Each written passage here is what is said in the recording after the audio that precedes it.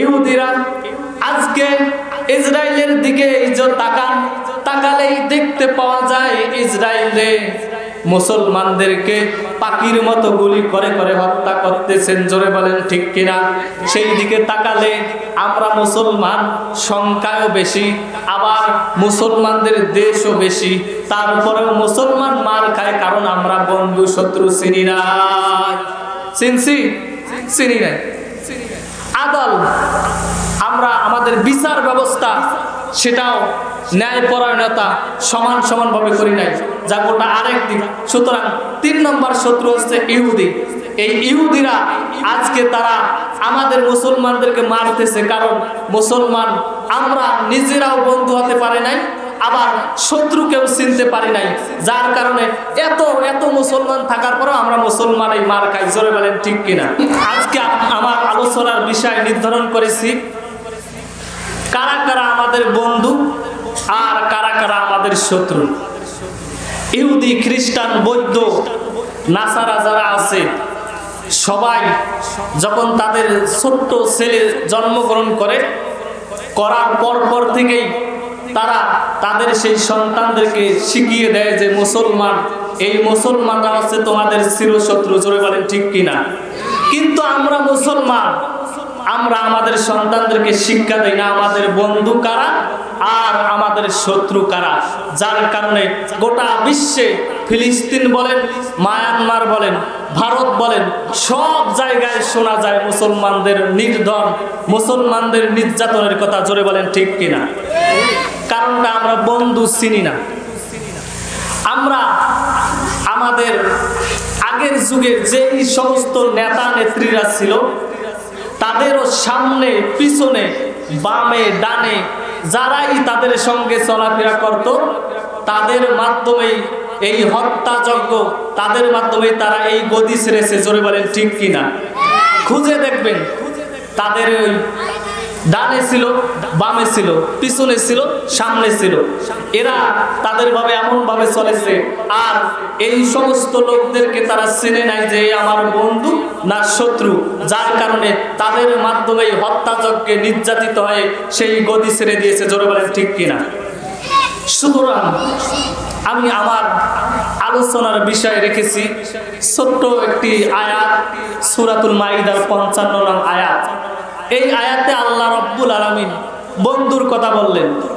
বন্ধু হচ্ছে আমাদের 3 জন। জোরে বলেন কয়জন? এই 3 প্রকার বন্ধু। আর শত্রু হচ্ছে আমাদের 4 প্রকার। জোরে বলেন কয় প্রকার? আমি আজকে আল্লাহর মুসলমান ভাইদেরকে বলতে চাই, এই যে শত্রু 4 প্রকার আর মুসলমান বন্ধু হচ্ছে 3 প্রকার। এই 4 আর 3 জোরে বলেন কত হয়? আপনারা অঙ্কেও তো দেখি পাকা। সুতরাং 4 আর 3 কত হয়? এই 7 প্রকার ভ্যাকসিন যদি আমরা জেনে আমাদের শরীরের মধ্যে প্রবেশ করাই, আর জীবনেও মুসলমান কখনোই মার খাবে না, কখনোই মার খাবে না। জোরে বলেন ঠিক কিনা? প্রিয় বন্ধুগণ, আমার ছোট্ট একটি আয়াত, সূরাতুল মাইদা 55 নং আয়াতে কারিমা আমি তেলাওয়াত করেছি। আল্লাহ রাব্বুল আলামিন অত্র আয়াতে কারিমার মধ্যে বন্ধুর কথা বলেছেন। জোরে বলেন কার কথা বলেছেন? বন্ধুর কথা বলেছেন। আমি আমার আলোচনা আজকে শত্রু দিয়ে প্রবেশ করব, বন্ধু দিয়ে বের হব, যদি আপনারা আমাকে একটু সুযোগ দেন। জোরে বলি ইনশাআল্লাহ। হয় না? একটু জোরে বলি ইনশাআল্লাহ। আমাদের মুসলমানদের শত্রু হচ্ছে 4 প্রকার। জোরে বলেন কয় প্রকার? 4 প্রকার। আসেন আমরা আজকে আমাদের শত্রুগুলোকে একটু জেনে নেই। 1 নম্বর শত্রু হচ্ছে শয়তান। আল্লাহ রাব্বুল আলামিন পবিত্র কোরআনুল কারীমের মধ্যে সুন্দরভাবে বললেন, ইয়া আইয়ুহাল্লাযীনা আমানু দুখুলু বিস-সিলমি কাফা ওয়া লা তাত্তাবিউ খুতুওয়াতিশ শাইতান। 1 নম্বর শত্রু। জোরে বলেন কে? শয়তান। আল্লাহ রাব্বুল আলামিন বলেন, ইয়া আইয়ুহাল্লাযীনা আমানু, হে ইমানদারগণ নিশ্চয় তোমরা যারা ঈমান এনেছো উদখুলু ফিস সিলমি কাফা পরিপূর্ণরূপে তোমরা ইসলামের মধ্যে প্রবেশ করো আর জেনে নাও ওয়ালা তাত্তাবিউ খুতুওয়াতিশ শয়তান এক নম্বর শত্রু হচ্ছে শয়তান জোরে বলেন কে হয় না একটু জোরে বলেন কে এক নম্বর শত্রু হচ্ছে শয়তান এই শয়তান আমাদের আদি পিতা আদম আলাইহিস সালাতু ওয়াস সালাম এবং হাওয়া আলাইহিস সালাতু ওয়াস সালামকে সর্বপ্রথম ওয়াসওয়াসা দিয়ে জান্নাত থেকে বের করে দিয়েছেন জোরে বলেন ঠিক কি না আদম আলাইহিস সালাতু ওয়াস সালাম সর্বপ্রথম এই শয়তানের দ্বারাই প্রতারিত হয়েছে সুতরাং আমাদের এক নম্বর শত্রু জোরে বলেন কে হয় না একটু জোরে বলেন কে এক নম্বর শত্রু হচ্ছে আমাদের শয়তান এই ইবলিস শয়তান আমাদেরকে এমন ভাবে ধোঁকা দিতেছেন আমাদেরকে এমন ভাবে ওয়াসওয়াসা দিতেছেন আমরা মুসলমানরা দেখতেছি ইসলামের পথে আসলে কিন্তু শয়তানের অনুসরণ করতেছি জোরে বলেন ঠিক কিনা প্রিয় বন্ধুগণ আমার এক নম্বর শত্রু হচ্ছে শয়তান শয়তান আল্লাহর কাছে চ্যালেঞ্জ করেছেন রব্বুল আলামিন যেহেতু এই আদমের কারণে আমি জান্নাত থেকে বের হয়েছি সুতরাং আপনিও জেনে নিন আমি আপনার বান্দাদেরকে ডান দিক থেকে সামন দিক থেকে পেছন দিক থেকে বাম দিক থেকে তাদেরকে ওয়াসওয়াসা দেব রব্বুল আলামিন আপনি জেনে নেন আর অধিকাংশ বান্দা বান্দীদেরকে আপনি আপনার পথে পাবেন না জোরে বলেন ঠিক কি না ইবলিস আল্লাহর কাছে চ্যালেঞ্জ করেছে একটু জোরে বলেন তো এক নম্বর আমাদের শত্রুকে জোরে বলেন এক নম্বর শত্রুকে শয়তান এই ইবলিস শয়তানের হাত থেকে বাঁচার দরকার জোরে বলেন আছে না নাই এজন্য আল্লাহ রাব্বুল আলামিন বলেন আউযু বিল্লাহি মিনাশ শাইতানির রাজিম বিসমিল্লাহির রহমানির রহিম যখন আমরা কোরআনুল কারীম তেলাওয়াত করতে যাব তখন ওই পরে আউযু বিল্লাহি মিনাশ শাইতানির রাজিম আমরা আল্লাহর কাছে সাহায্য চাই শয়তানের হাত থেকে পানা চাচ্ছি জোরে বলেন ঠিক কি না এক নম্বর শত্রু হচ্ছে না আমাদের শয়তান কিন্তু আমরা আমাদের সন্তানদেরকে শিক্ষা দেই না শয়তান হচ্ছে আমাদের এক নম্বর শত্রু যার কারণে আমাদের সন্তানরা নষ্ট হয়ে যায় জোরে বলেন ঠিক কি না আর একটু জোরে বলেন ঠিক কি না এই ইবলিস শয়তান চারটা পলিসি গ্রহণ করে আমাদেরকে সরল পথ থেকে দূরে সরে দেয় এক নম্বর আল্লাহ রাব্বুল আলামিন বলেন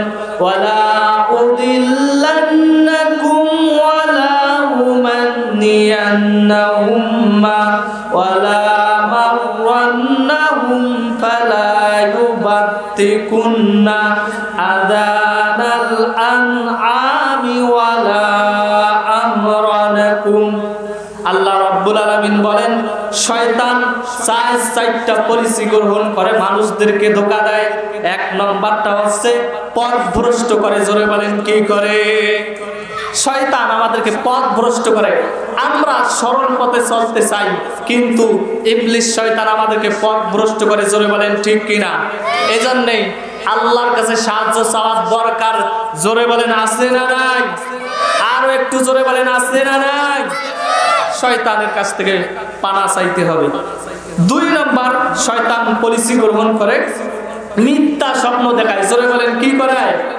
মিথ্যা স্বপ্ন দেখায় আমি ছোটবেলায় যখন বিছানায় ঘুমাইছিলাম হঠাৎ করে স্বপ্নের মধ্যে দেখলাম যে ব্রিজের উপরে চড়ছি চড়ার পরে সেই জায়গা থেকে প্রস্রাব শুরু করে দিয়েছি ঘুম থেকে জেগে উঠে দেখি বিছানা নষ্ট জোরে বলেন এরকম হয় কি হয় না একটু জোরে বলেন হয় কি হয় না ইবলিস শয়তান আমাদেরকে মিথ্যা স্বপ্ন দেখায় আজকে আমাদেরকে বিভিন্ন ভাবে ধন সম্পদ প্রতিপত্তি নারীর বিভিন্ন ধরনের স্বপ্ন দেখার মাধ্যমে আমাদেরকে পথভ্রষ্ট করে জোরে বলেন ঠিক কিনা সুতরাং এই শয়তানের হাত থেকে বাঁচার দরকার আছে না নাই জোরে বলেন আছে না নাই তিন নম্বর শয়তান পলিসি গ্রহণ করে পশুগুলোর প্রাণীগুলোর কান করমোদন করে কানগুলো ছিদ্রন করার মাধ্যমে শয়তান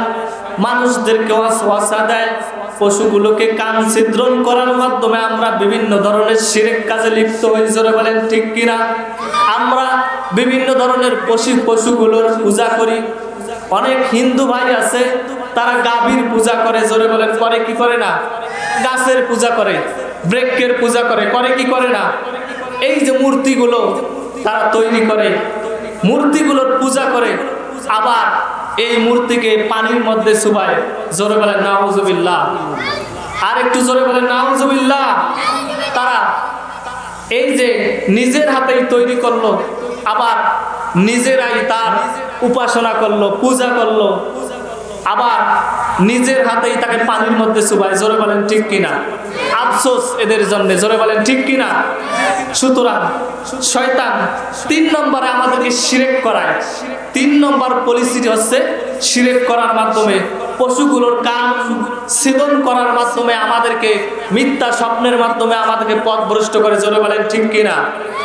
প্রিয় বন্ধুগণ আমার, 4 নম্বর কোয়ালিটি অত্যন্ত একটা বড় কঠিন, সেটা হচ্ছে নারীকে পুরুষ বানায়, আবার পুরুষকে নারীতে পরিবর্তন করে। কিছু কিছু আমাদের এমন একটা যুগে আমরা বসবাস করতেছি, একজনের নাম হচ্ছে শরীফা। এই শরীফা তার বাবার কাছে গিয়ে বলতেছে, ও বাবা, যদিও আমাদের এই বাংলাদেশে এই অবস্থা নাই, কিন্তু প্রাচ্য যেই আপনার পশ্চিমা সংস্কৃতি, এগুলোতে নারীরা কখনো কখনো জেন্ডারের পরিবর্তন করার মাধ্যমে না পুরুষে রূপান্তরিত হয়, আবার পুরুষ থেকে নারীতে রূপান্তরিত হয়, জোরে বলেন ঠিক কিনা? এখন এই শরীফা করলো কি, বাবাকে বলল, বাবা আমি আর শরীফা থাকতে চাই না, শরীফা থেকে শরীফ হতে চাই, জোরে বলেন নাউজুবিল্লাহ। বাবা বললেন, মেয়ের আবদার তো ঠিক আছে, তুমি শরীফা থেকে যদি শরীফা হতে চাও তাহলে ঠিক আছে হও। এখন এই শরীফা নিজের আপনার জেন্ডারের চেঞ্জ করার মাধ্যমে, হয়তোবা আপনার সেক্সুয়ালি হরমোন এটার পরিবর্তনের মাধ্যমে শরীফা থেকে শরীফ হলো, জোরে বলেন কি হলো? মেয়ে থেকে ছেলে হলো। আপনারা জানেন না, মেয়ের থেকে ছেলে হলো। ছেলে হওয়ার পরে এখন বিয়ের সময় হয়ে গেল, এখন বিয়ে করবেন। এখন ওই শরীফা থেকে শরীফ হলো। এখন ওই শরীফা আগে ছিল মেয়ে, এখন ওই মেয়ে আবার মেয়ের সঙ্গে বিয়ে হলো, মানে লাইফ টুগেদার, সমকামিতা, জোরে বলেন ঠিক কিনা? সুতরাং শয়তানের 4 নম্বর পরিচয় হচ্ছে পুরুষকে পুরুষ থাকতে দেবে না, সমকামিতার মাধ্যমে নারী নারী মানে নারী নারী নিজেরাই সমকামিতা করবে, পুরুষে পুরুষে সমকামিতা করবে। এটা হচ্ছে অত্যাধুনিক যুগের, ডিজিটাল যুগের শয়তানের 4 নম্বর পলিসি, জোরে বলেন কয় নাম্বার?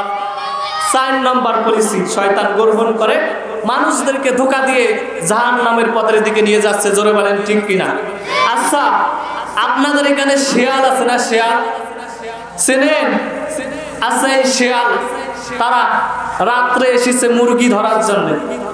তো মুরগি যখন ধরার জন্য এসেছে, হঠাৎ করে এলাকার লোকজন টের পেয়েছে, শেয়ালকে বাড়ি দেওয়ার জন্য তাড়া করেছে। শেয়াল আবার বনের মধ্যে চলে গিয়েছে। এবার বনের মধ্যে গিয়ে তারা আন্দোলন করে, সংগ্রাম করে, কিন্তু মানুষদের সাথে তো পাওয়া যায় না, জোরে বলেন যায়? যায় না। তারা এখন আপোষ করলেন। কি করলেন? মানুষদেরকে বললেন যে আমরা আর শেয়াল থাকতে চাই না, আমরা মুরগ হতে চাই, জোরে বলেন কি হতে চাই? মুরগ আর মুরগি হতে চাই। এখন ওই শেয়ালকে আপনারা আপনাদের বাড়ির মোরগ আর মুরগির সঙ্গে যখন রাখছেন, এই মোরগ আর মুরগির সঙ্গে রাখলে আপনাদের মোরগ আর মুরগির অবস্থা ভালো থাকবে? জোরে বলেন থাকবে?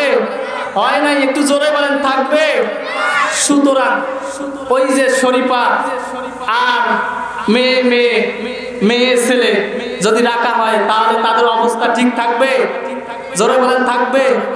সুতরাং শয়তানের 4 নম্বর পরিচয় হচ্ছে শয়তান মানুষের সেক্সুয়ালি হরমোনের পরিবর্তনের মাধ্যমে বা জেন্ডারের পরিবর্তনের মাধ্যমে মানুষদেরকে বিভ্রান্তি করবে, মানুষদেরকে জাহান্নামের পথের দিকে নিয়ে যাবে।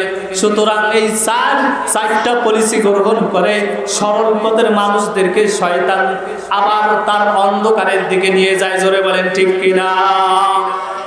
তাহলে এক নম্বর শত্রু আমাদেরকে, একটু জোরে বলেন কে? শয়তান। দুই নম্বর আমাদের শত্রু সেটা হচ্ছে কাফের বেঈমান। জোরে বলেন কারা? কাফের বেঈমান। তাদের সন্তান জন্মগ্রহণ হইলে তাদেরকে বলে যে মুসলমানদের সঙ্গে চলাফেরা করা যাবে না, তাদের বাড়িতে যাওয়া যাবে না। কারণটা কি? কি কারণ? কারণটা হচ্ছে যদি তাদের সঙ্গে চলাফেরা করো, তাদের আদর্শ, তাদের নীতি যদি তোমরা দেখতে পারো, তাহলে অটোমেটিক ভাবে তোমরা মুসলমান হয়ে যাবে। জোরে বলেন কথা হয় কি হয় না? একটু জোরে বলেন হয় কি হয় না?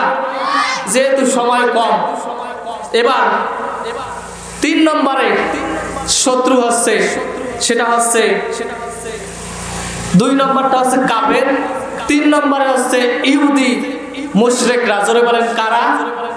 ইহুদি মুশরিকরা। আজকে গোটা বিশ্বে 200 কোটি মুসলমান, আর 2019 সালের জরিপ রিপোর্ট অনুযায়ী ইহুদিদের সংখ্যা হচ্ছে 1,52,00,000।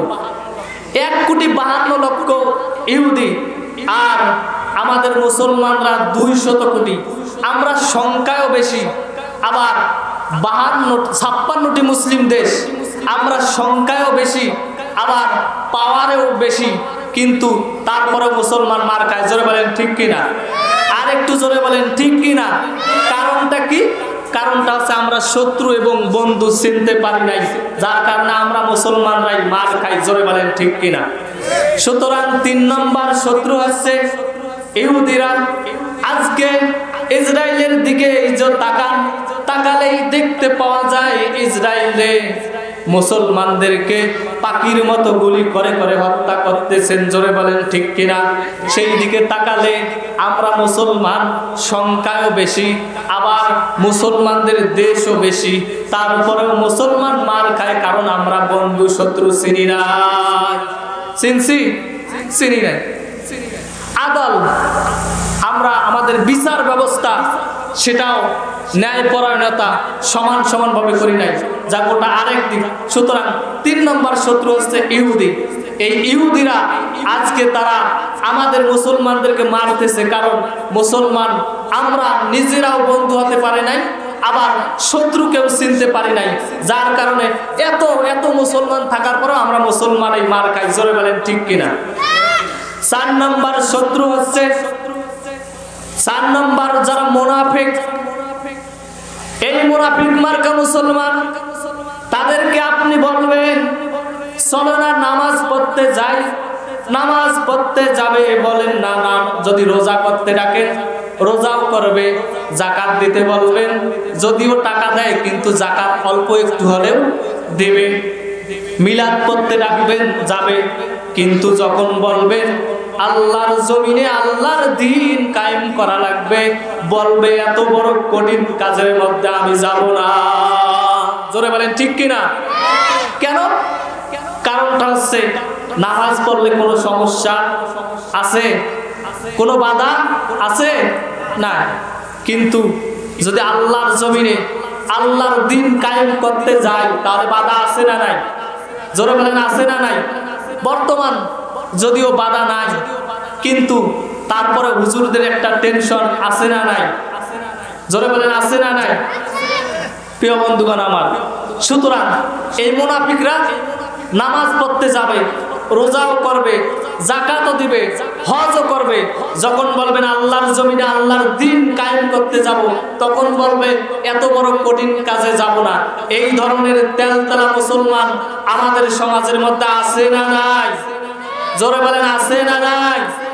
এই সমস্ত তেলতেলা মার্কা মুসলমান দেখবেন কি সুন্দর পাগড়ি পরবে, কি সুন্দরভাবে মসজিদের সামনের কাতারে নামাজ পড়বে, কিন্তু এই নামাজ শুধু ইসলামটা কখন মানবে?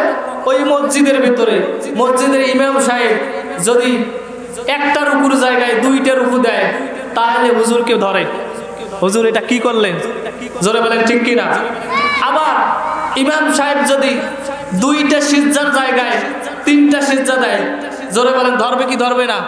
কিন্তু আল্লাহর জমিনে আল্লাহর দ্বীন কায়েম করার কথা বলবেন, তখন আর যাবে না। সুতরাং আমাদের এই বাংলাদেশ যদিও ইসলামিক কান্ট্রি, কিন্তু সব কিছুই মসজিদের ভিতরেই চলে। মসজিদের ভিতর থেকে বার হলে আর নাই। জোরে বলেন আছে? নাই।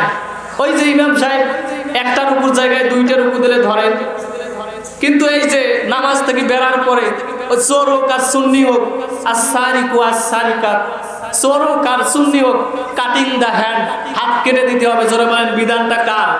আপনি নামাজ পড়লেন ঠিকঠাক মসজিদের ভিতর, কিন্তু বাইরত বেড়া আল্লাহর জমিনে আল্লাহর দিন কায়েম করতে হবে। চোর হোক আর সুন্নি হোক, যেই হোক না কেন, প্রমাণের সাক্ষীতে তার হাত কেটে দিতে হবে। জোরে বলেন বিধানটা কার? জোরে বলেন কার? আপনারা শুধু বলেন যে আমাদের হুজুররা এত এত ওয়াজ করে, কিন্তু মানুষ তো হেদায়েত হয় না। জোরে বলেন ঠিক কিনা? হেদায়েত হয় না। কারণটা কি? কারণটা হচ্ছে আমরা হুজুররা যেই কথা বলবো আপনারা বলবেন হ্যাঁ ঠিক, কিন্তু কাজের বেলায় আর ঠিক নাই। জোরে বলেন ঠিক কিনা?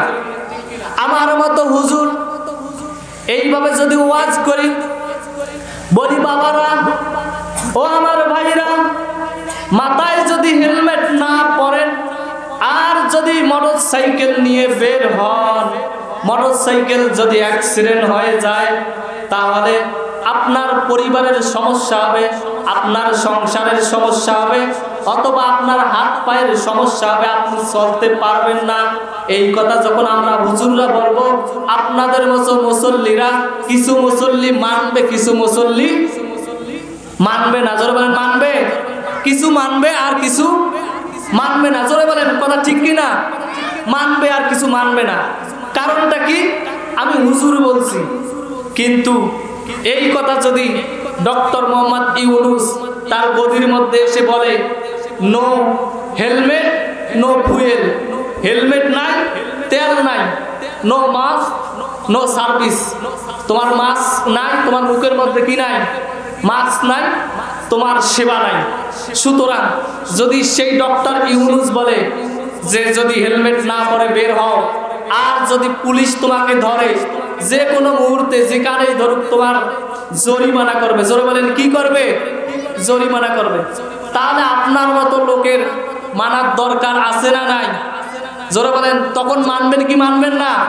তখন মানবেন, কিন্তু এই অবস্থায় আপনি মানবেন না। আমরা হুজুররা যতই বুক ফেটে বলি আর যতই বলতে বলতে মাইক পিছেই নষ্ট হয়ে যাক, আপনারা শুনবেন না।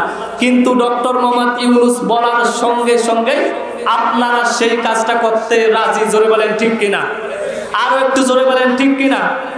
এজন্য আল্লাহ রাব্বুল আলামিন বলেন ইন্নাল্লাহা ইয়া'মুরু বিল আদল, ইন্না আল্লাহ রাব্বুল আলামিন বলেন নিশ্চয় ইয়া'মুরু বিল আদল, সমান সমান করতে হবে।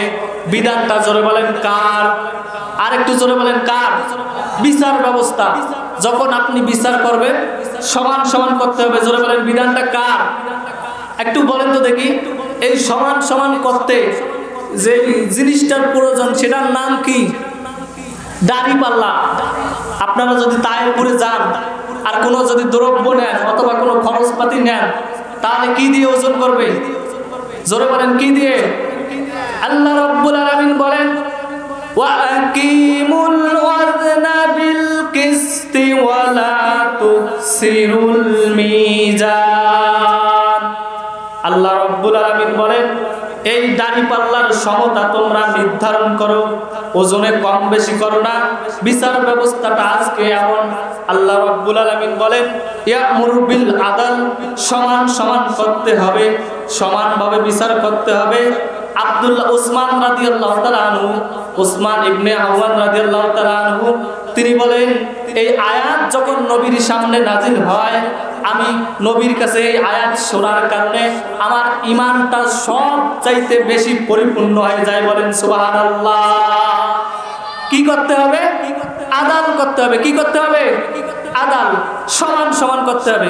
কিন্তু আজকে আমাদের বিচার ব্যবস্থা এমন সমান সমান নাই, যার কারণে আমাদের যেই সমস্ত চোররা, বড় বড় চোর, ছোট ছোট চোর না, যে সমস্ত চোরদেরকে জেলের মধ্যে ধরে বন্দি করা হয়েছিল, সেই সমস্ত চোররা জেলের মধ্যে থাকার পরে বের হয়ে এসে ডাকাত হয়েছে। জোরে বলেন ঠিক কিনা?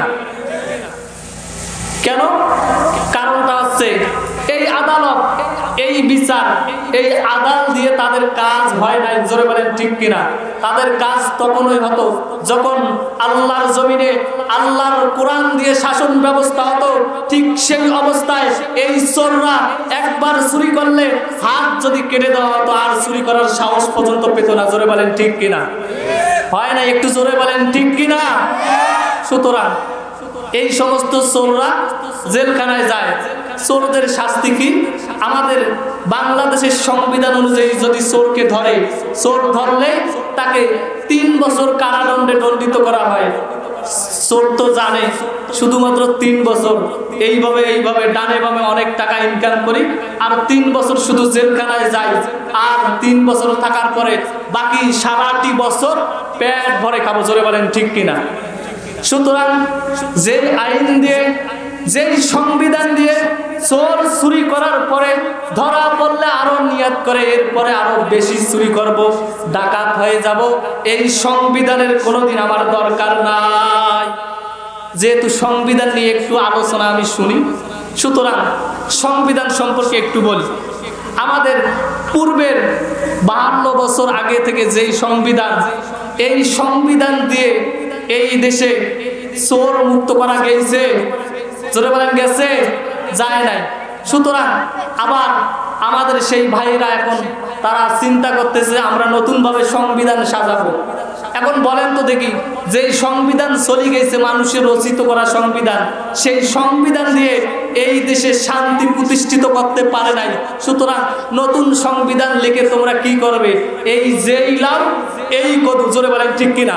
সুতরাং যদি চোরদেরকে হটাতে চাও আর যদি বাংলাদেশে শান্তি প্রতিষ্ঠিত করতে চাও, তাহলে আল্লাহর জমিনে আল্লাহর পবিত্র কোরআনুল কারীমের দিয়ে নিজে যদি বিচার করতে পারো, তবেই আল্লাহর জমিনে আল্লাহর কোরআন বাস্তবায়ন হবে। জোরে বলেন ঠিক কিনা?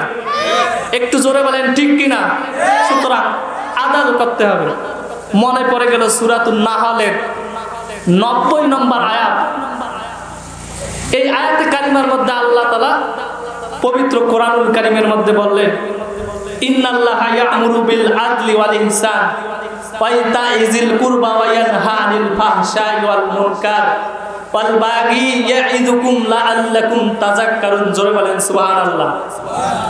ইয়া'iদুকুম লাআল্লাকুম তাযাক্কারুন, এই ওয়াজটা একমাত্র আল্লাহর। জোরে বলেন সুবহানাল্লাহ। আল্লাহ রাব্বুল আলামিন বলেন, ইন্নাল্লাহা, নিশ্চয় আল্লাহ, ইয়া'মুরু বিল আদল, সমান সমান করতে বলেছেন। সমান সমান করতে হবে। সমান সমানের ব্যাপারে যদি আমরা বিচার ব্যবস্থায় সমান সমান করি, কোরআন দিয়ে যদি বিচার করি, আল্লাহর জমিনে চোররা আর চুরি করার সাহস পাবে না। জোরে বলেন পাবে? পাবে না। মনে পড়ে গেল উপমহাদেশের একজন শ্রেষ্ঠ সম্রাট জাহাঙ্গীরের কথা। সম্রাট জাহাঙ্গীর তিনি এমন একজন শাসক ছিলেন যিনি তার সেই রাজ্যের সামনে লিখে দিয়েছিলেন বিল অফ জাস্টিস, বুঝিয়ে দিয়েছিলেন আমার দরবারে বিচার হবে সমান সমান। জোরে বলেন সুবহানাল্লাহ। আর একটু জোরে বলেন সুবহানাল্লাহ। এক বুড়ি মহিলা সম্রাট জাহাঙ্গীরের কাছে এসে বললেন, ও সম্রাট জাহাঙ্গীর, আমি আপনার রাজ্যের পাশে জীর্ণ শীর্ণ কুটিরে বসবাস করি। সম্রাট জাহাঙ্গীর, আমি একটা নালিশ নিয়ে আপনার কাছে এসেছি, আপনি বিচার করে দেবেন। সম্রাট জাহাঙ্গীর তার কথায় ভালোভাবে কান দিলেন না। বুড়িমা যখন চলে গেলেন, বুড়ি বাড়িতে রওনা দিলেন। রওনা দেওয়ার পরে বাড়িতে চিন্তা করতেছেন সম্রাট জাহাঙ্গীর আমার বিচারটা নিয়েছে না নেয় নাই।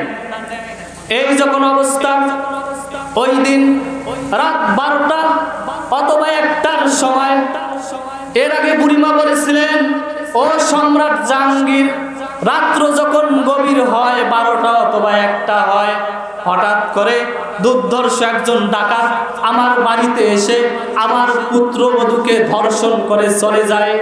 সম্রাট জাহাঙ্গীর তুমি এই বিচারটা করে দেবে।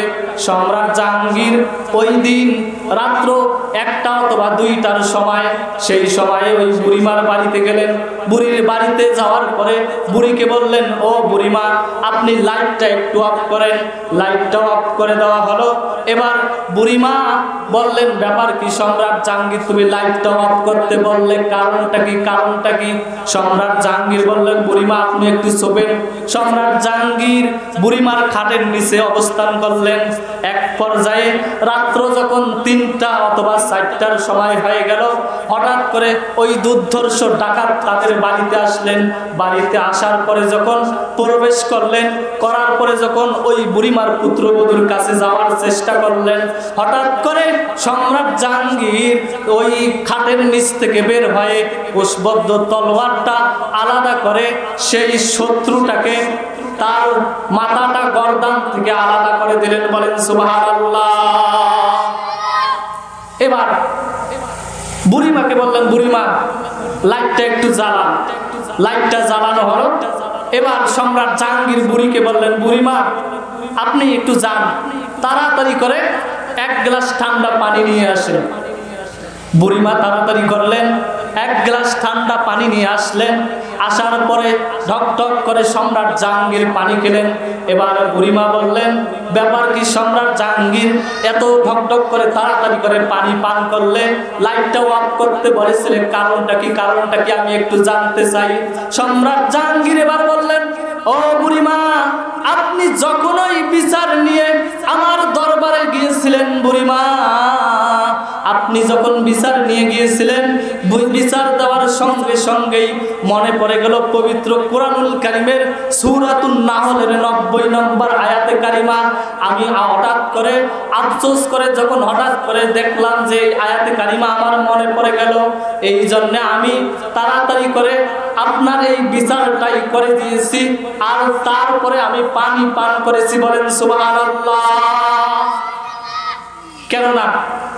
তো আপনি লাইটটা অফ করলেন, কারণটা কি? এবার বুড়ি যখন এই কথা বললেন, সম্রাট জাহাঙ্গীর বললেন, ও বুড়িমা লাইটটা এই জন্যই অফ করছি, যখন আমি বিচার করতে যাব আর এই অস্ত্রটা যখন তরবারিটা আমি ধরবো, তখন যদি হয়তোবা আমার রাজ্যের এই কোনো সেনাপতি, হয়তোবা আমার দলের ওই কোনো নেতা অথবা নেতার সন্তান অথবা আমার সন্তান হয়, তাই আমি লাইটটা অফ করতে বলেছি। কেননা আমার বিচার ব্যবস্থা হবে সমান সমান। জোরে বলেন সুবহানাল্লাহ। আরো একটু জোরে বলেন সুবহানাল্লাহ। এই জন্যই পবিত্র কোরআনুল কারীমের সূরাতুন নাহল আল্লাহ রাব্বুল আলামিন 3টা নির্দেশ দিলেন। তার মধ্যে 1 নম্বর নির্দেশটা হচ্ছে ইয়ামুরু বিল আদল, সমান সমান করতে হবে। আমাদের দ্বিতীয় খলিফা, ইসলামের দ্বিতীয় খলিফা হযরতে উমর রাদিয়াল্লাহু তাআলা আনহু, জোরে বলেন নাম কি? আর একটু জোরে বলেন নাম কি? হযরতে উমর রাদিয়াল্লাহু তাআলা আনহু, তিনি তার নিজের সন্তানের বিচার করেছিলেন সমান সমান। জোরে বলেন সুবহানাল্লাহ। তার সন্তান ছিলেন আবু শামা। এই আবু শামা যখন মদ পান করলেন, করার কারণে 100 দৌড়া তাকে মারবেন, কিন্তু 30টা অথবা 40টা দৌড়া মারার সঙ্গে সঙ্গে সে মারা গেল। মারা যাওয়ার পরে বাকি যেই দৌড়াগুলো ছিল তার কবরের মধ্যে মেরেছে। জোরে বলেন সুবহানাল্লাহ। সুতরাং সমান সমান করতে হবে।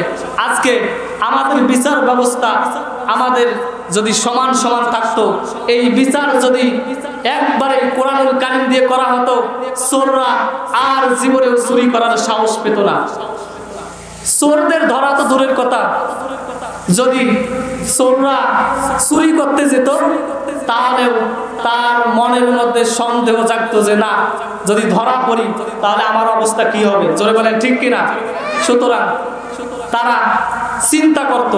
সুতরাং আল্লাহর কোরআনুল কারীম, এই কোরআন দিয়ে যদি আমাদের বিচার ব্যবস্থাটা ভালো থাকতো, আর যদি কোরআন দিয়ে বিচার চলতো, আমার মনে হয় আগামীকাল থেকেই সূর্যটা ওঠার আগ থেকে এই জমিনে ইসলাম কায়েম হয়ে যাবে। জোরে বলেন সুবহানাল্লাহ।